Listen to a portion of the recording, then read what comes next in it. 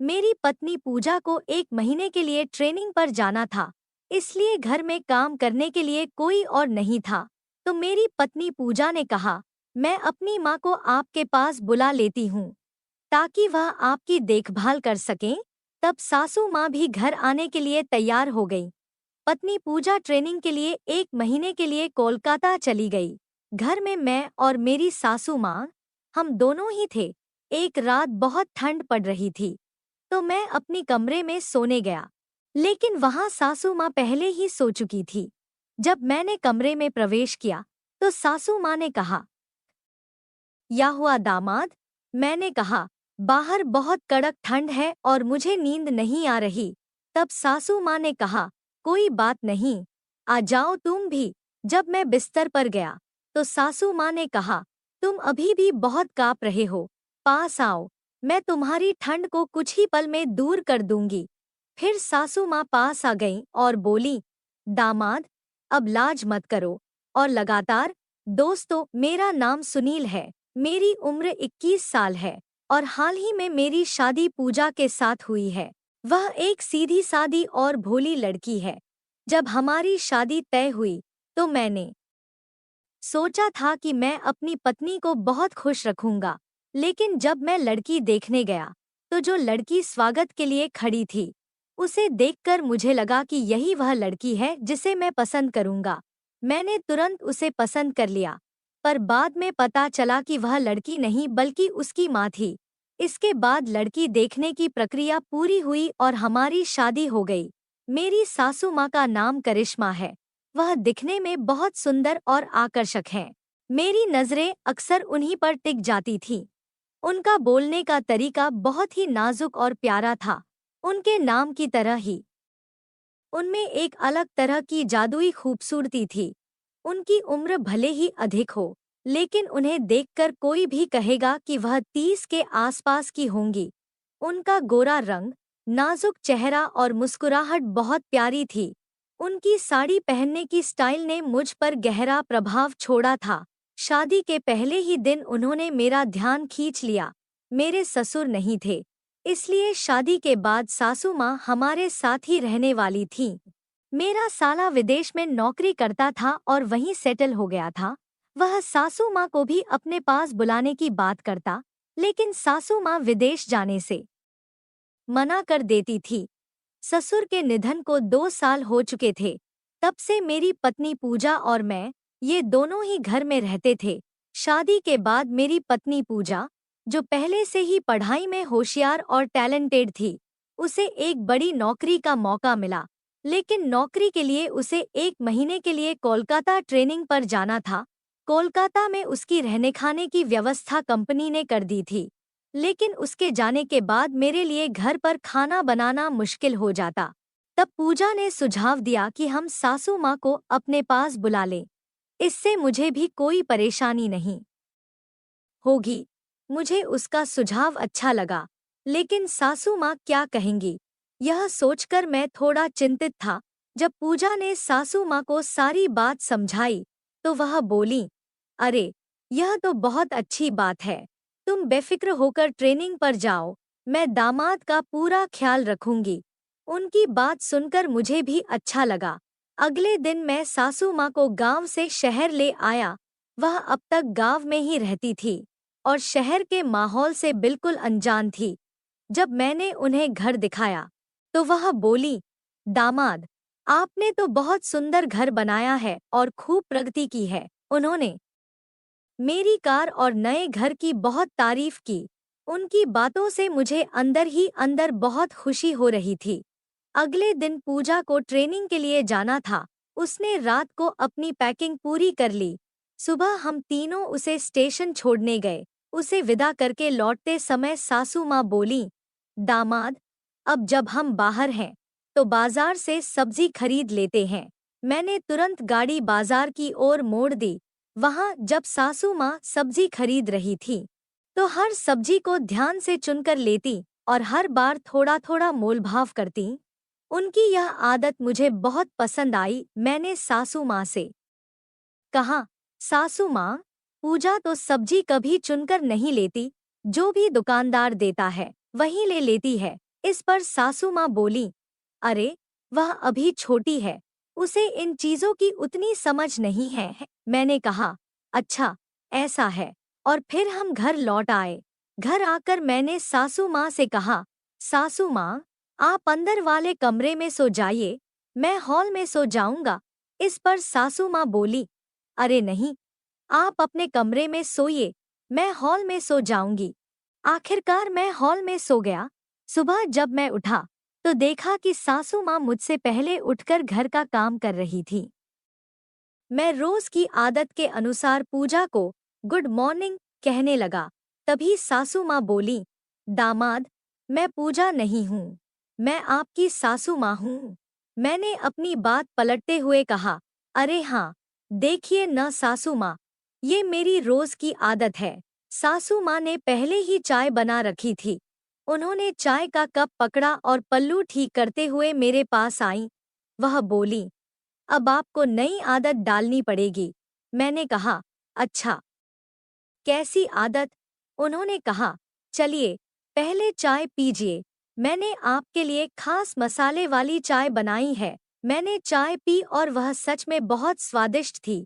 सासू माँ ने पूछा, दामाद, चाय कैसी लगी? मैंने कहा, सच में बहुत बढ़िया मसालेदार बनी है, बिल्कुल आप जैसी। वह बोली, मेरा मतलब? मैंने कहा, आप जैसी मीठी और प्यारी। फिर मैं मुस्कुराने लगा और वह बोली, आपकी बातों में मिठास भी खूब है। मैंने मजाक में कहा, आप तो हमेशा अपनी बेटी का ही पक्ष लेंगी, दामाद का पक्ष भला क्यों लेंगी? यह सुनकर हम दोनों जोर से हंस पड़ ए मैं नहाने के लिए गया, लेकिन मेरी रोज की आदत के अनुसार तौलिया बाहर ही छोड़ दिया था।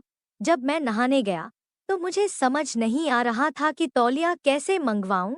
मैंने जोर से आवाज लगाई, मामी, मामी। सासू माँ आई और उन्होंने बिना कुछ कहे तौलिया मेरे हाथ में दे दिया। मुझे यह समझ नहीं आया कि उन्होंने बिना कहे कैसे समझ लिया कि मुझे तौलिया चाहिए। मैं नहाकर बाहर आया और ऑफिस के लिए तैयार होकर निकल गया। मैंने सासू माँ को टीवी चलाने का तरीका समझाया ताकि वह घर में अकेली होने पर बोर न हो। शाम को जब मैं घर लौटा तो देखा कि सासू माँ टीवी देख रही थी। मुझे देखते ही उन्होंने खुद को संभालने की कोशिश की। मैंने कहा, लगता है आपने नहाया नहीं। इस पर वह बोली, अरे मैंने तो नहा लिया था। मैंने कहा, लेकिन आपने साड़ी नहीं बदली, इसलिए मुझे लगा कि आपने नहाया नहीं। सासू माँ बोली, दामाद, सच में मुझे अच्छा लगा कि आप छोटी छोटी बातों पर इतना ध्यान देते हैं। मैंने कहा, अरे ध्यान देना तो बनता है, आखिर घर में अब हम दोनों ही तो हैं और आपकी देखभाल करना मेरी जिम्मेदारी है।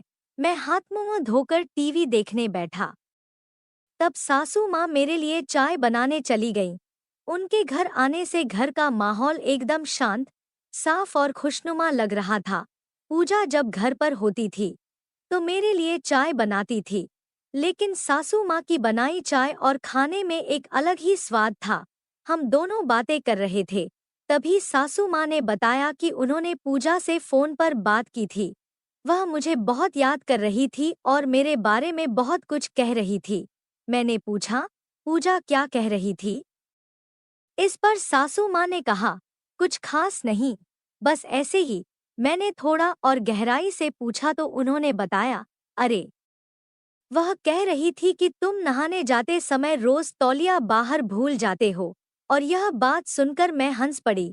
सासू माँ भी बोली, हाँ, यह तो तुम्हारी रोज की आदत है। फिर उन्होंने कहा, तुम्हें भी पूजा की बहुत याद आती होगी। मैंने जवाब दिया, हाँ, बहुत याद आती है, लेकिन मैं तो अब 1 महीने तक नहीं आ पाऊंगा। फिर क्या करें? सासू माँ ने मुस्कुराते हुए कहा, अरे मैं हूं ना, तुम्हारी देखभाल के लिए। क्या मैं तुम्हारी किसी चीज की कमी होने दूंगी? और अगर कुछ कमी लगी तो मैं उसे भी पूरा कर दूंगी। यह सुनकर मैं हैरानी से उनकी ओर देखने लगा। फिर मैंने सासू माँ से कहा, सासू माँ, पूजा के जाने के बाद से मुझे हॉल में सोना पड़ रहा है। अब मेरी कमी कौन पूरी करेगा? सासू माँ ने जवाब दिया, दामाद, आप टेंशन मत लीजिए, अगर आपको हॉल में सोने में दिक्कत हो रही है तो आप कमरे में आकर सो सकते हैं। मुझे कोई परेशानी नहीं है और वैसे भी वह बिस्तर काफी बड़ा है। उनकी बातों में कुछ ऐसा था जो मुझे समझ नहीं आ रहा था। मैंने उनसे कहा, ठीक है। फिर हम दोनों ने साथ में खाना खाया। सासू माँ खाने के बाद अपने कामों में लग गई और बाद में कमरे में आईं। वह मेरे लिए दूध का गिलास लेकर आईं। मैंने कहा, सासू माँ, मुझे शाम को दूध पीने की आदत नहीं है, लेकिन वह बहुत जोर देने लगी, इसलिए मैंने दूध पी लिया। इसके बाद वह बिस्तर के एक किनारे सो गई और मैं दूसरे किनारे पर। हमारे बीच काफी दूरी थी। रात में कब मुझे नींद आ गई पता ही नहीं चला, लेकिन मन में विचार बहुत चल रहे थे। सुबह उठकर मैंने देखा कि सासू माँ अभी सो रही थी। मैं उनकी ओर देखने लगा। वह नींद में बहुत सुंदर लग रही थी। मैं उन्हें निहार ही रहा था कि उनकी आंखें खुल गईं और उन्होंने मुझे देख लिया। वह मुस्कुराकर बोली, दामाद, आप कब उठे? मैंने कहा, अभी अभी। उन्होंने कहा, रात को मुझे बहुत ठंड लग रही थी। मैंने आपको जगाने की कोशिश भी की, लेकिन आप उठे ही नहीं और सारा कंबल लेकर अकेले सो गए। मैंने हंसते हुए कहा, सासू माँ, मुझे कब नींद आ गई पता ही नहीं चला। फिर मैं अपनी ड्यूटी के लिए निकल गया, लेकिन दिन भर उनके बारे में सोचता रहा। सासू माँ पूजा के जाने के बाद मुझसे बहुत खुलकर बात करने लगी थी। ऐसा 4 महीनों से नहीं हो रहा था। मुझे लगा कि शायद ससुर जी के न होने की वजह से वह अकेलापन महसूस कर रही थी। शाम को घर लौटने पर रोज की तरह वह मेरी कमरे में आई और हंसते हुए बोली, आज तो ठंड में मुझे मत छोड़ देना। मैंने उन्हें कंबल देते हुए कहा, आप ही लीजिए, मुझे बिना कंबल के भी नींद आ जाएगी। इस पर वह बोली, अरे, ठंड का महीना चल रहा है और वैसे भी अब पूजा भी तुम्हें छोड़कर चली गई है। घर में अब तो बस हम दोनों ही हैं। हमें कौन देखने आएगा? मैंने ब्लैंकेट लिया और सोने की कोशिश करने लगा। सासू माँ ने मेरे लिए दूध लाकर रखा था, लेकिन मुझे दूध पसंद नहीं था, इसलिए मैंने उसे नहीं पिया और ग्लास वैसे ही टेबल के नीचे रख दिया। सासू माँ ने पूछा, दूध पिया ना? मैंने झूठ बोलते हुए कहा, हाँ, पी लिया। लेकिन उनके इस सवाल के बाद मुझे नींद नहीं आ रही थी। सासू माँ सो चुकी थी, ऐसा लग रहा था, पर थोड़ी देर बाद मैंने महसूस किया कि वह कमरे से बाहर गई। मुझे लगा कि शायद वह किसी काम से गई होंगी। कुछ देर बाद वह वापस आईं और मेरे पास बैठ गईं। उन्होंने मेरा ब्लैंकेट भी खींच लिया और पूजा की तरह मेरे पास करीब आ गईं। मैं समझ नहीं पा रहा था कि क्या हो रहा है और आगे क्या करना चाहिए। आखिरकार मैंने अचानक अपनी आंखें खोल दी और देखा कि सासू माँ ने पास में अपना फोन रखा हुआ था, जिसमें वह सब रिकॉर्ड कर रही थी। मैं डर गया और पूछा, यह आप क्या कर रही हैं सासू माँ? वह चौंक गई और बोली, तुमने दूध नहीं पिया। मैंने उनकी बातों को समझने की कोशिश कर रहा था, लेकिन कुछ साफ नहीं हो रहा था। मैंने उनसे पूछा, आप फोन में रिकॉर्डिंग क्यों कर रही थी? उन्होंने कोई जवाब नहीं दिया, लेकिन मैंने जल्दी से फोन उठाया और देखा कि उसमें मेरी वीडियो रिकॉर्डिंग हो रही थी। तभी मुझे एहसास हुआ कि सासू माँ ने कल रात दूध में नींद की दवा मिलाई थी और मेरी हालत का फायदा उठाकर मेरी तस्वीरें और वीडियो बना रही थी। मुझे सब समझ में आ गया। मैंने जल्दी से फोन से वीडियो डिलीट कर दिया, लेकिन सासू माँ बोली, करिश्मा के फोन में भी फोटो हैं। यह सुनकर मुझे समझ आ गया कि पूजा भी इस साजिश में शामिल है। सासू माँ ने सारी बातें बतानी शुरू कर दी। मैं चुपचाप उनकी बातें सुनता रहा और फिर 112 पर कॉल किया। 10 मिनट के भीतर पुलिस हमारे घर आ गई। सासू माँ को बिल्कुल भी अंदाजा नहीं था कि मैंने पुलिस को बुला लिया है। मैंने पुलिस को पूरी घटना बताई। तब सच्चाई सामने आई कि पूजा और सासू माँ असल में माँ बेटी नहीं, बल्कि बहनें थीं। यह दोनों बहनों की एक गैंग थी, जो लड़कों से शादी करके उनकी वीडियो बनाती थी और उनकी संपत्ति हड़पने की साजिश करती थी। मेरा यह विवाह एक मैरिज ब्यूरो के जरिए हुआ था, इसीलिए मैं समय रहते इस दलदल से बच गया और बड़ी आर्थिक हानि होने से भी बच गया। यह सबक मुझे जीवन भर याद रहेगा। दोस्तों, इस कहानी को सुनाने का उद्देश्य किसी का दिल दुखाना या किसी अनैतिक गतिविधियों को बढ़ावा देना बिल्कुल नहीं है। बस आप सबको जागरूक और सचेत करना है। समाज में ऐसी घटनाएं से आप सतर्क रहें और दूसरों को भी सतर्क करें। अगर आपको मेरी कहानी पसंद आई हो तो वीडियो को लाइक, चैनल को सब्सक्राइब करने के साथ इस वीडियो को ज़्यादा से ज़्यादा लोगों को शेयर करें। मिलते हैं फिर ऐसी ही कहानी के साथ। मैंने भी अपनी बाहों को सुधीर की कमर के चारों ओर कस लिया जब मुझे ऐसा लगा कि सुधीर अब आगे की कार्यक्रम की कोशिश कर सकता है। तो मैंने धीरे से कहा, सुधीर, दरवाज़ा बंद कर दो। सुधीर ने मुझे देखते हुए कहा, इस समय यहाँ कौन आ सकता है? लेकिन मैंने हल्के से मुस्कुराते हुए कहा, फिर भी दरवाज़ा बंद कर दो प्लीज़। सुधीर ने मुझे छोड़कर दरवाज़ा बंद किया और फिर से मुझे अपने पास खींच लिया। जब उसने फिर से मुझे बाहों में भरा तो मैंने धीरे से कहा, सुधीर, लाइट भी बंद कर दो। दोस्तों, आगे की मेरी कहानी और भी रोमांचक और मज़ेदार होने वाली है। प्लीज़ दोस्तों, मेरा सपोर्ट करो और वीडियो को लाइक और चैनल को सब्सक्राइब कर दो। दोस्तों, प्लीज़ कहानी को पूरा सुनना, तभी पूरी कहानी का आनंद मिलेगा। चलो सुनाती हूँ आपको पूरी कहानी। जब सब कुछ हो गया तो मैंने तुरंत अर्जुन से पीछे हटने को कहा। मेरा दिल जोर से धड़क रहा था और सांसें भी बेकाबू हो रही थी। मैंने खुद को संभालते हुए अर्जुन को कमरे से बाहर जाने का इशारा किया। थोड़ी देर बाद वह बिना कुछ कहे सिर झुकाकर कमरे से बाहर चला गया। उसके जाते ही मैं कांपते हुए बिस्तर से उठी और तेजी से बाथरूम की ओर बढ़ गई। मेरा मन उलझनों से भर गया था। मैंने ये क्या किया? शादीशुदा होते हुए मैंने किसी और के साथ संबंध बना लिए, और वह भी मेरे से 15 साल छोटा लड़का। ये सोचते हुए मेरा दिल तेजी से धड़कने लगा। मैंने खुद को शांत करने की कोशिश की, यह सोचते हुए कि जो हुआ वह नहीं होना चाहिए था, लेकिन अब मुझे स्थिति को संभालना था। मैंने बाथरूम में खुद को साफ किया और खुद से वादा किया कि अब से मैं बहुत सतर्क रहूंगी। नहाने के बाद मैंने अपना सलवार सूट पहना, बालों को ठीक किया और बिस्तर पर जाकर लेट गई। पूरे दिन की थकान और इस उलझन ने मुझे थका दिया था और मैं कब सो गई पता ही नहीं चला। रात के करीब 9 बजे दरवाजे की घंटी बजी। नींद में मैं हड़बड़ाकर उठी और घड़ी की तरफ देखा। अरे, 9 बज गए, मैंने खुद से कहा और जल्दी से दरवाजे की ओर बढ़ी। दरवाज़ा खोलते ही देखा रिया खड़ी थी और उसके साथ उसका छोटा बेटा रोहन भी था, जो लगभग 8 साल का था। रिया दी, आप इस समय? सब ठीक है? मैंने पूछा। रिया ने जवाब दिया, अदिति, मेरे पापा की तबीयत बहुत खराब हो गई है। हमें अभी अभी खबर मिली है। मैं और मोहन तुरंत वहां जा रहे हैं। क्या तुम रोहन को 2 दिन के लिए अपने पास रख सकती हो? हम जल्दी लौट आएंगे, मैंने तुरंत कहा। कोई बात नहीं दीदी, यह भी तो आपका ही घर है, आप निश्चिंत होकर जाएं।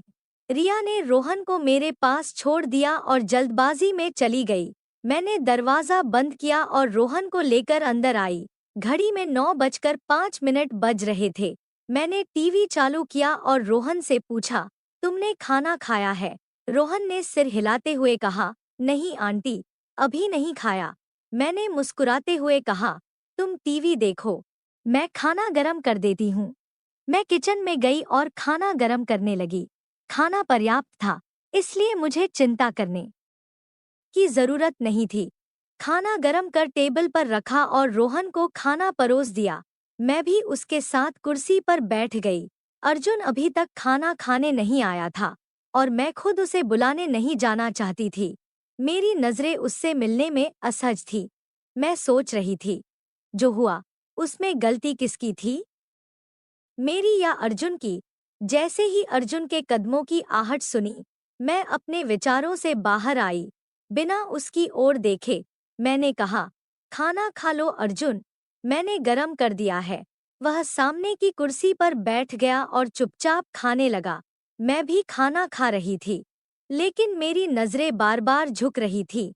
मैं यही सोचती रही कि एक शादीशुदा औरत होते हुए भी मैंने यह क्या किया। अर्जुन ने खाना खाते हुए पूछा, यह बच्चा कौन है? मैंने बिना आंखें मिलाए जवाब दिया, यह रिया दीदी का बेटा है। उनके पापा की तबीयत अचानक खराब हो गई है, इसलिए वह उनके पास गई है। इसके बाद हम दोनों के बीच कोई बात नहीं हुई। अर्जुन ने खाना खत्म किया, गुड नाइट कहा और ऊपर चला गया। मैंने बर्तन उठाए और किचन में रख दिए, फिर अपने कमरे में जाकर दरवाजा अंदर से बंद कर लिया। रोहन बेड पर लेटा था और जल्दी ही सो गया, लेकिन मैं जागी रही। शाम को थोड़ी देर की नींद के कारण अब नींद नहीं आ रही थी, और आज का दिन मेरी जिंदगी में एक नया मोड़ ले आया था। मेरे दिल और दिमाग के बीच लड़ाई चल रही थी। दिल कह रहा था कि जो हुआ सही हुआ, जबकि दिमाग इसे गलत ठहरा रहा था। दिल यह भी कह रहा था कि शादीशुदा होते हुए भी मैं एक अधूरी जिंदगी जी रही थी, और अगर किस्मत ने मेरे लिए कोई रास्ता खोला तो क्या उसमें कोई बुराई है। इन्हीं ख्यालों में खोई हुई थी कि अचानक दरवाजे पर दस्तक हुई। घर में मेरे और रोहन के अलावा केवल अर्जुन ही था, तो दस्तक देने वाला अर्जुन ही हो सकता था। मेरा दिल तेजी से धड़कने लगा। मैंने चुपचाप लेटे रहने की कोशिश की, लेकिन दस्तक फिर से हुई। कहीं रोहन जाग ना जाए, यह सोचकर और किसी गलतफहमी से बचने के लिए मैंने धीरे से उठकर दरवाजा खोला। सामने अर्जुन खड़ा था। उसे देखकर मैं थोड़ी चौंकी और कहा, अब क्या है? क्यों आए हो? अर्जुन ने धीमी आवाज में पूछा। दीदी, क्या मैं अंदर आ सकता हूँ? मैंने उसे मना करते हुए कहा, नहीं, तुम जाओ यहाँ से। इतना कहकर मैंने दरवाजा बंद कर दिया। मेरी सांसें तेज हो रही थी और दिमाग में कई सवाल उठ रहे थे। मैं सोचने लगी, यह अंदर क्यों आना चाहता है? क्या वह फिर से कुछ गलत करेगा? नहीं, ऐसा नहीं हो सकता। रोहन भी तो कमरे में है। एक बार जो गलती हो गई वह काफी है, अब ऐसा नहीं हो सकता। लेकिन तभी मेरे दिल के एक कोने से एक और आवाज आई, तो क्या हुआ अगर ऐसा हो भी गया? आखिरकार सबकी जिंदगी में ऐसे मौके आते हैं। अब जब एक बार हो ही चुका है, तो अगर दोबारा हुआ तो क्या फर्क पड़ जाएगा? पिछले कई सालों से तुमने अपने आप को रोक रखा है। अब जब मौका मिला है तो इसे गंवाना ठीक नहीं है। जिंदगी में ऐसे मौके बार बार नहीं मिलते। मैं बिस्तर पर बैठी विचारों में डूबी रही। अगर मौका मिला है तो क्या इसे छोड़ देना चाहिए? पिछले कई सालों से जिंदगी एक ठहराव में है, और यह भी उसी तरह बीत जाएगी। अर्जुन तो अभी जवान है, उसकी जिंदगी में और भी अवसर आएंगे, लेकिन मेरे लिए, मेरे पास तो यह एक ही मौका है। क्या मुझे भी जिंदगी का लुत्फ उठाने का हक नहीं है? इन विचारों में उलझी हुई मेरा मन और दिमाग एक जंग में फंस गए। आखिरकार मेरे मन की आवाज ने दिमाग की तर्कों पर जीत हासिल कर ली। मुझे अर्जुन के प्रति अपने पिछले व्यवहार के बारे में सोचकर कुछ अफसोस होने लगा। मैं मुस्कुराते हुए उठी और अलमारी में से एक आकर्षक लाल रंग का जोड़ा निकालकर पहनने का विचार किया। फिर बाथरूम में जाकर कपड़े बदले और कमरे में आकर हल्का फुल्का मेकअप किया। मैंने लाल रंग की ऊंची एड़ी की सैंडल भी पहनी और यह सोचकर मुस्कुराई कि अगर अर्जुन मुझसे नाराज भी हुआ तो वह मेरे इस रूप को देखकर निश्चित रूप से खुश हो जाएगा। मैंने रोहन की गहरी नींद में होने की तसल्ली कर ली और कमरे की लाइट बंद करके धीरे धीरे सीढ़ियों से ऊपर जाने लगी। मेरा दिल जोर जोर से धड़क रहा था। जब मैं ऊपर पहुंची तो देखा कि अर्जुन के कमरे का दरवाजा खुला था और अंदर हल्की रोशनी थी। लेकिन जब मैंने अंदर देखा तो अर्जुन वहां नहीं था। पीछे से किसी के कदमों की आहट सुनाई दी तो मैंने पलटकर देखा। अर्जुन के हाथ में एक गिलास था, जिससे यह लग रहा था कि वह छत पर कुछ देर समय बिता रहा था। अर्जुन मेरे करीब आया तो मैंने झिझकते हुए पूछा, तुम अब तक सोए नहीं? अर्जुन ने आगे बढ़कर मेरे एक हाथ को अपने हाथ में थाम लिया। उसकी नजदीकी से मेरे दिल की धड़कनें तेज हो गईं। अर्जुन ने मुस्कुराते हुए कहा, मुझे यकीन था कि आप आएंगी। उसने धीरे से मुझे अपनी तरफ खींचा और मैं बिना किसी प्रतिरोध के उसके पास चली आई। अर्जुन ने मुझे अपनी बाहों में भर लिया और इस नज़दीकी से मुझे एक अजीब सा सुकून महसूस हुआ। मैंने अर्जुन के सीने में अपना चेहरा छुपा लिया और धीरे से बोली, अर्जुन, मुझे डर लग रहा है। अर्जुन ने मुझे और भी स्नेह से अपनी बाहों में कस लिया और पूछा, डर किस बात का भाभी? मैं उसकी बाहों में थोड़ी असहज महसूस कर रही थी, लेकिन एक अजीब सा आकर्षण भी महसूस हो रहा था। मैंने धीरे से फुसफुसाते हुए कहा, कोई देख ना ले। अर्जुन ने शांत स्वर में कहा, यहाँ और कौन है जो देखेगा? मैंने चिंतित होते हुए कहा, नीचे रोहन है, वह जाग सकता है। अर्जुन ने मुझे आश्वस्त करते हुए कहा, अरे, वह अभी बच्चा है, उसे इस समय कुछ समझ नहीं आएगा। मेरी चिंता बरकरार थी। मैंने थोड़ा रुककर कहा, लेकिन अगर कुछ गलत हो गया तो? अर्जुन को कुछ समझ में नहीं आया, तो उसने पूछा, क्या मतलब? मैं थोड़ी शर्माई और फिर धीरे से बोली, अगर मैं गर्भवती हो गई तो? यह बात सुनकर अर्जुन ने मुझे शांत करते हुए कहा, ऐसा कुछ नहीं होगा। उसने मुझे भरोसा दिलाने के लिए मेरी पीठ को हल्के से थपथपाया। मैंने उसकी ओर सवालिया नजरों से देखा तो अर्जुन ने मुस्कुराते हुए कहा, अगर आपको किसी तरह की चिंता है तो मैं बाजार से दवाई ले आऊंगा। मैंने अर्जुन की बात पर हल्की सी मुस्कान दी और अपना सिर झुका लिया। अर्जुन ने मुझे अपने पास और कस लिया, लेकिन मैंने हिम्मत जताकर कहा, अर्जुन, अभी नहीं, यहाँ नहीं। अर्जुन मेरे संकेत को समझ गया और उसने मेरा हाथ थामकर मुझे अपने कमरे की ओर ले गया। जब मैं कमरे में पहुंची तो मेरी धड़कनें तेज हो गईं। शाम को जो कुछ भी हुआ था वह इतनी तेजी से बीता कि मुझे ठीक से समझ में ही नहीं आया। कमरे में प्रवेश करते ही अर्जुन ने लाइट जलाई और फिर धीरे से मुझे अपनी बाहों में भर लिया। मैंने अपनी पीठ को अर्जुन के सीने से सटा दिया। हालांकि मैं थोड़ी घबराई हुई थी। अर्जुन के हाथ में अभी भी शराब का आधा भरा हुआ गिलास था। उसने धीरे से मेरी गर्दन पर अपने होंठ रखे, जिससे मेरा दिल जोर से धड़कने लगा। अर्जुन ने हल्की आवाज में कहा, आज तो आपका हुस्न कुछ खास ही लग रहा है। अर्जुन के होंठ मेरी गर्दन पर और उसका एक हाथ धीरे धीरे मेरी कमर के पास घूम रहा था। इस नजदीकी का एहसास मुझे विचलित कर रहा था, लेकिन मैं खुद को नियंत्रित करने की कोशिश कर रही थी। पहले भी मैं शादीशुदा थी, लेकिन इस तरह की अनुभूति मैंने पहले कभी महसूस नहीं की थी। अर्जुन ने मेरी गर्दन को चूमते हुए कहा, आपकी खूबसूरती ने तो मुझे घायल कर दिया है। फिर उसने अपने हाथ में पड़े हुए गिलास को मेरे होठों के पास ले जाकर कहा, थोड़ा सा ले लो भाभी। मैंने उसकी पेशकश को हल्की मुस्कान के साथ मना करते हुए कहा, नहीं अर्जुन, मैंने कभी नहीं पी है। मैंने गिलास को धीरे से अपने होठों से दूर कर दिया। थोड़ा सा पीकर देखो भाभी, जब आपके इन सुर्ख होठों से यह स्वाद मिलेगा तो इसका असर अलग ही होगा। अर्जुन ने मेरी गर्दन पर हल्के से होंठ फिराते हुए कहा। मैं पहले से ही अर्जुन की बातों में खोई हुई थी और उसकी मधुर बातों से मेरी सभी मानसिक हिचकिचाहट समाप्त हो गई। सुधीर ने जैसे ही गिलास फिर से मेरे होठों के पास लाया तो मैंने हिचकिचाते हुए गिलास से कुछ घूंट लिए।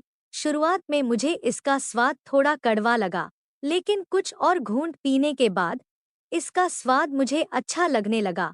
इस दौरान सुधीर एक हाथ से मेरे कंधों को हल्के से छूते हुए धीरे धीरे गिलास में मौजूद सारी शराब मुझे पिलाता रहा। इसके बाद सुधीर ने मुझे अपनी ओर मोड़कर मेरी ओर देखते हुए बोला, भाभी, आप आज बहुत ही सुंदर लग रही हैं और इन हाई हील सैंडलों में आपके नाजुक पैर तो बस देखते ही रह जाते हैं। दिल करता है कि इन्हें छू लूं। मुझे शराब का हल्का असर होने लगा था। अपनी तारीफ सुनकर मैं पहले थोड़ा झिझकी, लेकिन फिर मुस्कुराते हुए बोली, तो किसने रोका है? अपनी चाहत पूरी कर लो। इतना सुनते ही सुधीर ने मेरे पैरों को बड़े सम्मान के साथ हल्के से छुआ और मेरी सैंडल के तनी को ध्यान से देखा। मुझे यकीन नहीं हो रहा था कि कोई मुझे इतनी गहराई से पसंद कर सकता है कि मेरे पैरों को इस तरह से सराहे। मेरे अंदर एक नई सी अनुभूति दौड़ने लगी। मेरे पैरों को सम्मानपूर्वक छूने के बाद सुधीर ने मुझे अपनी बाहों में लेकर हल्के हल्के मेरी गर्दन पर चुंबन दिया। मैं भी सुधीर की बाहों में एक सुकून महसूस कर रही थी। शराब का हल्का असर मेरी खुशी को और बढ़ा रहा था। मैंने भी अपनी बाहों को सुधीर की कमर के चारों ओर कस लिया। जब मुझे ऐसा लगा कि सुधीर अब आगे की कार्यक्रम की कोशिश कर सकता है, तो मैंने धीरे से कहा, सुधीर, दरवाजा बंद कर दो। सुधीर ने मुझे देखते हुए कहा, इस समय यहाँ कौन आ सकता है? लेकिन मैंने हल्के से मुस्कुराते हुए कहा, फिर भी दरवाजा बंद कर दो, प्लीज।